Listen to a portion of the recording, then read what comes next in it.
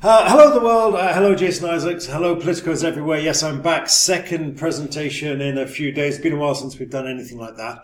But I've been thinking long and hard about Congress recently and how it does or doesn't work, particularly in the context of legislating, but in other areas as well. Congress and power is a subject that comes up quite often. And in terms of answering that, I think first of all you have to define what power is. And power, you should know, is the ability to effect change. And so that begs the question, well, how can Congress effect change? And Congress can effect change through legislating in its own right and also through the exercise of checks and balances. And when exercising the checks and balances, obviously you need to think about Congress and POTUS. And the function there, or the effectiveness of congressional checks and balances there, is really very much a function of political will. And then, of course, SCOTUS. And there's not very much they can do there at all. They can legislate around SCOTUS decisions, but there's not very much that Congress can do if the SCOTUS takes a constitutional stand on any particular issue. But I'm getting dragged into the weeds there. I want to stay on Congress and legislating. And I want to talk about how Congress legislates, or perhaps how more particularly about how Congress doesn't legislate. And in order to explain that, we need to go backwards in order to go forwards. And we're going to go back in the day when Congress used to legislate. And of course, we're talking about pre-94-95, pre the contract with America. Now, the key thing here is that a bill would be introduced, and it would be introduced under the aegis of a committee, particularly under the aegis of a particular committee chair, introduced in that smoke-filled room that you can see there. Now, in that smoke-filled room, the job of the committee chair is to start building support behind that particular bill. Smoke-filled room. There we go. Just in case there's any confusion. So we have a smoke-filled room. The committee is there. They're thinking, how am I going to get this bill across? And what they do, because the situation is so complicated, the legislative process is so long, so complicated, so involved, and so duplicated, what they start doing is they start to build a coalition behind that legislation. They need to get it up to that 50% mark. So here we go. We have one circle there. We've expanded the ring of support around this bill to that point. And maybe we've done it through pork. And then we go on to the next one. We've stretched that further. And maybe that's log rolling. And then finally we get horse trading. That takes us to that point. And then by any means necessary, the committee chair has successfully built a coalition behind that bill with lots of favours owed and favours due, and of course reaching across the aisle from left to right and back again, because the committee chair has been in this game for 10 years, 15 years, 20 years. They have that huge portfolio, that huge roster of favours owed and favours due. They can get that coalition that will drive this bill through that incredibly complicated process. Is it pretty? No, it's not pretty. I put this to a congressman I met a couple of years ago, and he said, well, neither is making a sausage. If you ever saw a sausage being made, you'd never eat another sausage, and it's much the same with this. Is this borderline corruption? You could argue so, but it still got legislation through. And yes, we had horribly bloated legislation because of the horses, the logs, and the pork, but at least you had laws. Or at least that is the theory. In 1994, the Newt Gingrich, 1994-95, the Newt Gingrich Republicans decided they had to get organized. They were going to get bred out because Republicans seem to breed at a slower rate than Democrats. So they said we have a choice. We can either embrace our fate or we can get organized and try to stop things from collapsing. So we have the contract with America, and the contract with America is many, many things, but what we're interested in is the way in which it tried to get the Republican Party organized so that they could make maximum use of the majority that they had in the House at the time. So we did away with the power committee chairs, and instead we went over to the majority leader, the Speaker of the House, to try to get things organized. And you know what? It more or less works. A lot of bills come out of the House because they can marshal some support behind the Speaker because of various reasons, largely because of pork.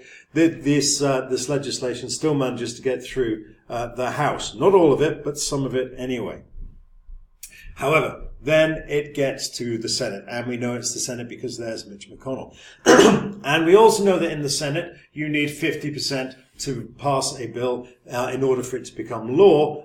But, of course, the critical thing is that for them actually to have that vote, you need to have 60% of the House to overcome any filibuster. What we're talking about here is the cloture motion. And you will remember that a cloture motion requires 60% in order to break any filibuster. A sit down and shut up motion that requires 60%. And of course, the last time any party had 60% of the Senate was back briefly between 2008 and 2010, when the Republicans could rely on the votes of two independent members, one of whom was Bernie Sanders, to get that legislation through.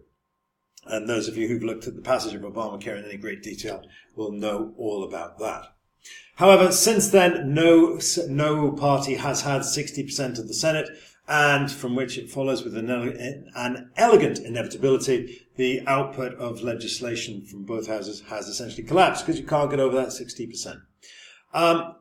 Let's go back to both chambers and let's drag that down to 50%. So now we're just looking at the actual vote itself. And the problem you've got here is that in reality, are these blocks big, solid wedges as they are in the UK? Well, no. We know perfectly well that in the United States we have these incredibly powerful grassroots forces. And what that means is that we don't have the same level of party discipline in the United States that a party has in the UK. So strong are those grassroots forces that when our party leaderships come and they try to impose any sort of discipline, top-down discipline, invariably that fails. The grassroots flex their muscles and off they go. Remarkably, in fact, we can see the only significant item of legislation that the Trump administration has got through has been the tax bill, which was a hell of a job getting that through. But we know that it's very, very difficult to impose that top-down authority, that top-down structure on the House or indeed the Senate, because the grassroots forces are so strong, and of course you don't have coherent, cohesive parties across all aspects of the United States. That old argument, you don't have two parties in America, you have 100-odd parties. Now, this is not to say that adversarial politics or polarized politics doesn't work. I mean, look at this. Here's two different chambers. One of them is highly polarized. The United Kingdom is as polarized as they come. I mean, look at the way in which it's organized here. We've got these guys over here, the government benches, and these guys over here who are the opposition benches. You've got more chance of getting a Tottenham supporter to agree with an Arsenal supporter than you have of getting either of those guys to agree with each other. This is a highly adversarial and an incredibly polarized system. But it generates legislation because it is designed along those adversarial lines. Our electoral system means that these guys generally have more than 50%. They will always have more than the opposition. The government comes with an inbuilt majority, and that enables it to legislate almost at will. We can see over here, on the other hand, the whole structure is different. We don't have an opposition. We don't have a government bench. We have what's more inclined, a structure more usually associated with consensus politics, that you start with nothing and then you build that agreement behind whatever policy it is that you're trying to get through. Look at it this way. Imagine we've got two different engines here. One of them is diesel, one of them is petrol. If you put diesel in your diesel engine, it's going to work. If you put petrol in your petrol engine, that's going to work as well. The problem comes when you try to put diesel in your petrol engine and petrol in your diesel engine. When you try to run your adversarial system along consensus lines, or you try to run, perhaps more particularly, your consensus system along adversarial lines. What happens then? It runs for a little while and then it grinds to an absolute standstill. I should really make those GIFs stop, but I don't know how to, and I've wasted enough time putting this blinking PowerPoint together anyway. So, we're not saying that an adversarial system is better than a consensus system. We're just simply saying that you have to put the right fuel in the right engine if you're going to make it work.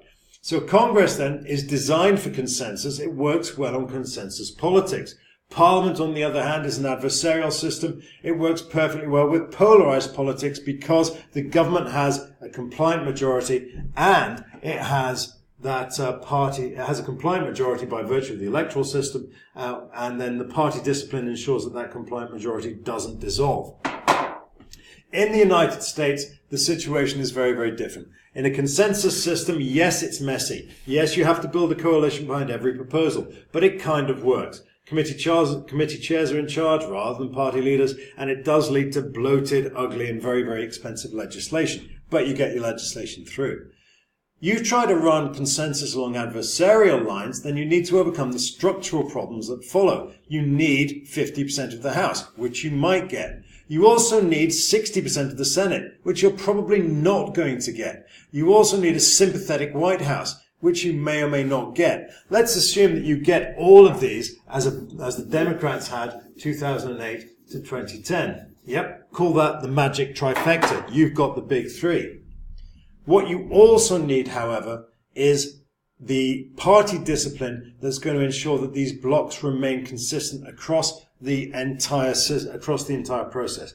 And that hardly ever happens. Again, if you look at Obamacare, you will know that the coalition behind Obamacare very nearly broke down, and it was only achieved through vast expenditure of political capital by Nancy Pelosi. Political capital, essentially, that was so expensive that the Republicans were able to take control of virtually everything else immediately afterwards. So, why doesn't Congress pass legislation? Congress doesn't pass as much legislation, certainly as it used to, because it's designed for a consensus system of government, but it's being run along adversarial lines. They're trying to impose that top-down discipline that simply the structures mitigate against, and perhaps more importantly, the party discipline mitigates against, because parties in the United States are just not disciplined in the same way that they are in the UK. And I think that's about as far as I can go. Those bottom-up forces are always going to be stronger than the top-down forces in America, and this is certainly what Mitch McConnell and Paul Ryan are finding at the minute. And that is it. So I'm done. I'm sure there's going to be lots of questions coming up from this. I'll try to remember to link off to my various Storifys and whatnot just to flesh this out a bit more. But thanks for staying with me. I hope that's been helpful, and please do send me your questions.